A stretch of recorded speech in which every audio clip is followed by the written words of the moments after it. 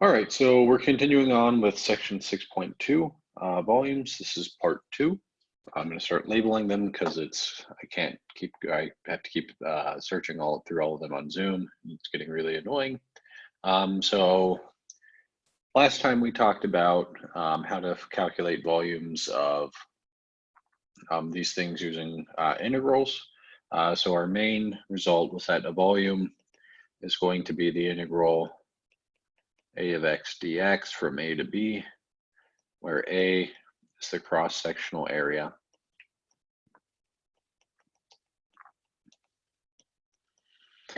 of whatever we're trying to find the volume of. So let's continue with some examples. So let's find the volume obtained by rotating the graph of y is equal to x cubed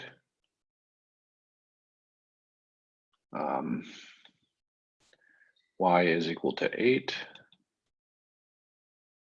and y is equal to, and x is equal to 0 about the y-axis.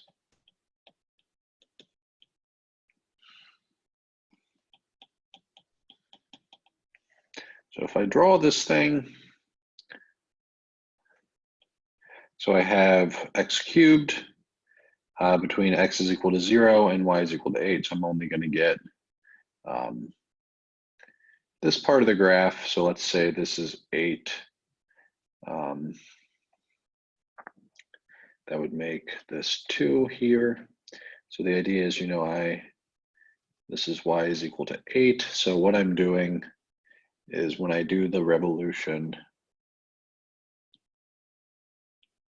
if I can draw a good set of axes, there we go. When I do the revolution, I'm going to get something that looks like this. Okay, so now this is different in that, before I was integrating along the x-axis. Here I'm going to integrate along the y-axis. I'm going to integrate up and down, but it's the same idea. If I look at, a cross-section of this thing has cross-sections of circles, except now, now I need to look at the radius here. So I have a radius there. And instead of given by the y-axis, the y value, this radius here is given by the x value. Okay, so because I'm integrating up and down because I'm integrating with respect to y, I'm integrating up and down the y-axis. I'm not going to integrate dx. I'm going to integrate dy. So the first thing I need to do is I need to write down an expression for the area. So right now I have that the area, let's switch back to black. The area is equal to pi x squared. But now when I do this, try and find this area, I need to integrate along the y-axis. I'm integrating up and down instead of integrating left to right. I need this to be in terms of y instead of x. So the good news is I have this relation. Y is equal to x cubed. So I can solve this for x by doing x is equal to y to the 1/3. Now I can plug this in and I can do pi, area is equal to pi times y to the 1/3 squared. This is pi times y to the 2/3. So now I have my area in terms of y, so then I can do my volume is then just the integral of the area, and because I'm going along the y-axis, I'm going to go dy. So if I look back at my figure, I can figure out what my bounds are. My bounds are going from y equals 0 to y equals 8 here. So I'm looking at the y values 0 to 8. If you don't see that, feel free to email me. So this is going to be equal then to the integral from 0 to 8.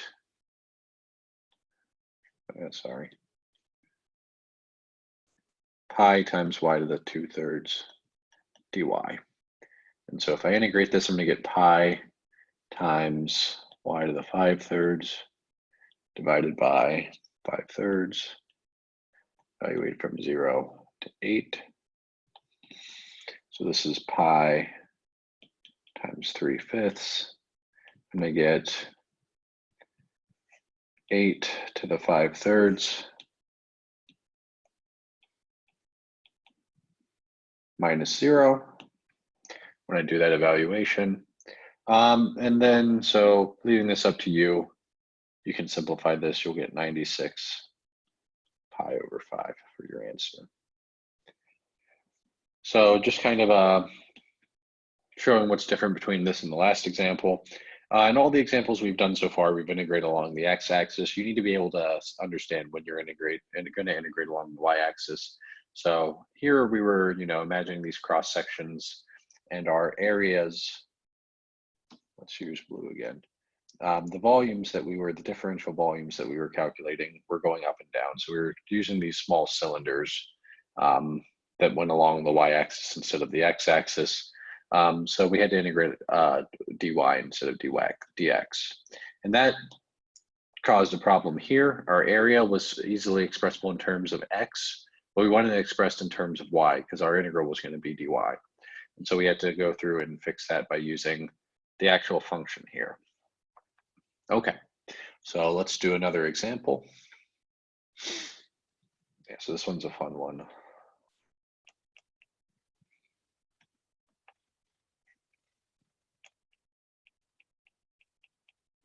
So we want to find the volume of the solid obtained by revolving y is equal to x and y is equal to x squared about the x-axis. So let's go ahead and we'll draw what this looks like. So we have y equals x. Really bad graph, y equals x squared. It's better. Let's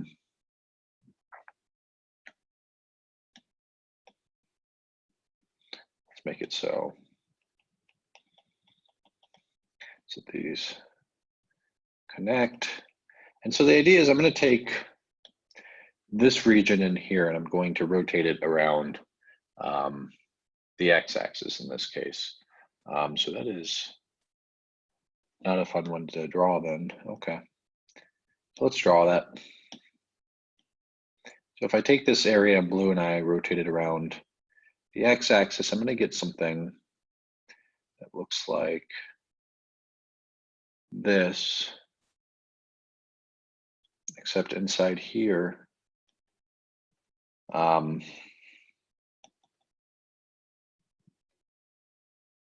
have, it's not empty inside. So this cone in the middle is empty, but these branches are not. Okay, so I'm going to redraw this just so we can see what kind of cross sections we have. This is the more difficult one. So I have something that looks like this, rotated. Then I have an inside that looks like that. So the idea is, this cross section, if I do that, and you have to kind of be able to think in 3D here. So what these are all going to look like if I do a cross section is, remember, so I'm taking these and revolving them around. So I'm going to get something that looks like this. So back when I took calc, this was called the washer method, because you're integrating these things that look like washers. So I need to be able to determine the area of this thing.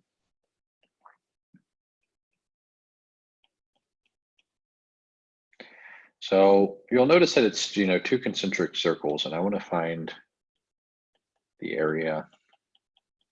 And I know I can't draw very well in 3D. So if you're curious, this is example 4.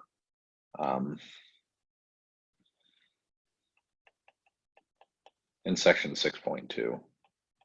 There are some better pictures. I'm not great at drawing in 3 dimensions. But anyway, so let's figure out how to calculate the area of this washer. So what I can do is, if I can, so one thing I can think of is I can think of, I could figure out what the area of the circle is, but then remove the area of the inner circle. So we're going to do, for that one, we're going to do the area of the big circle minus the area of the little circle. And that's going to be the area of the washer. So if I do that, so let's call this one R1. Sorry. Let's call the small radius R1. I can make it visible, and the bigger radius will be R2. So if I do then the area of the big circle is pi R2 squared. Area of the little circle is pi R1 squared. You can factor out the pi. This is R2 minus R1, both are squared. So this is the area of a washer in this case. And now I can figure out what the volume of this thing is. Volume is going to be the integral from A to B, and I still have to figure those out. Area of the washer, dx. So I'm still going to integrate along the x-axis. So let's go back and figure out what A and B are. So in order to do that, I need to figure out where these two things intersect. So if I look at this, my bounds of it,